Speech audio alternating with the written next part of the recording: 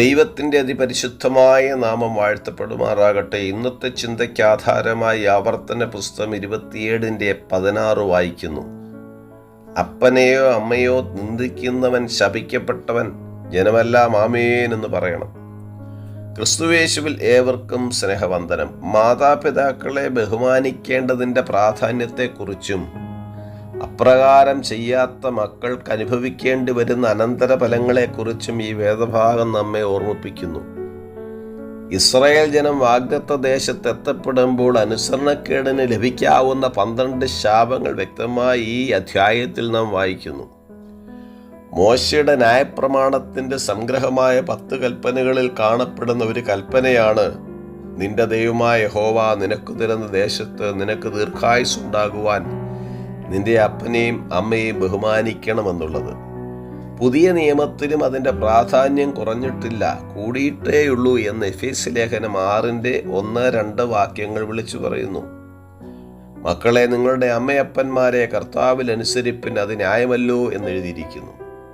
അപ്പനെയും അമ്മയെയും ബഹുമാനിക്കാത്തത് മുഖാന്തരം ഉണ്ടാകുന്ന ശാപത്തിൻ്റെ ഗൗരവം മാതാപിതാക്കളോട് ആദരവും അനുസരണവും കാണിക്കേണ്ടതിൻ്റെ പ്രാധാന്യം ഊന്നി പറയുന്നു. ഭൗമികമായി ഒരുവന് നന്മ വരണമെങ്കിലും ദീർഘായുസ്സോടിരിക്കേണ്ടതിനും കുടുംബ ഭദ്രതയ്ക്കും എല്ലാം അത് ആവശ്യമാണ്. മാതാപിതാക്കളെ ബഹുമാനിക്കുന്നത് ഒരു ധാർമ്മിക ബാധ്യത മാത്രമല്ല, ആത്മീയ അനുഗ്രഹങ്ങളിലേക്കുള്ള പാത കൂടിയാണ്. മാതാപിതാക്കളെ ഒരുവൻ ബഹുമാനിക്കുന്നതിലൂടെ അവർ പ്രതിനിധീകരിക്കുന്ന ദൈവിക അധികാരത്തെയും ബഹുമാനിക്കുന്നു എന്ന് നാം മനസ്സിലാക്കണം. നൂറുകണക്കിന് മാതാപിതാക്കൾ മക്കളാൽ തള്ളപ്പെട്ട ഏകാന്തതയിൽ വൃദ്ധസദനങ്ങളിലും മറ്റും കഴിയുന്ന ഒരു കാലഘട്ടത്തിലാണ് നാം ജീവിക്കുന്നത്. മീഖാ പ്രവാചകന്റെ പുസ്തകം 7:6 മകൻ അപ്പനെ നിന്ദിക്കുന്നു, മക്കൾ അമ്മയോടും മരുമകൾ അമ്മാവിയമ്മയോട് എതിർത്തു നിൽക്കുന്നു എന്ന് നാം വായിക്കുന്നു. ജ്ഞാനമുള്ള മകൻ അപ്പനെ സന്തോഷിപ്പിക്കുന്നു, ഭോഷനായ മകൻ അമ്മയ്ക്ക് വ്യസനഹേതുവാകുന്നു എന്ന സദൃശവാക്യങ്ങളിൽ നാം വായിക്കുന്നു. ദൈവകൽപ്പനയെ നിരസിക്കുന്നവർ ഓർക്കുക, തൻ്റെ അപ്പനെയോ അമ്മയോ അടിക്കുന്നവൻ മരണശിക്ഷ അനുഭവിക്കണം.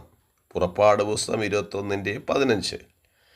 തൻ്റെ അപ്പനെയോ അമ്മയോ ശപിക്കുന്നവൻ മരണശിക്ഷ അനുഭവിക്കണം. പുറപ്പാട് പുസ്തകം 21:17.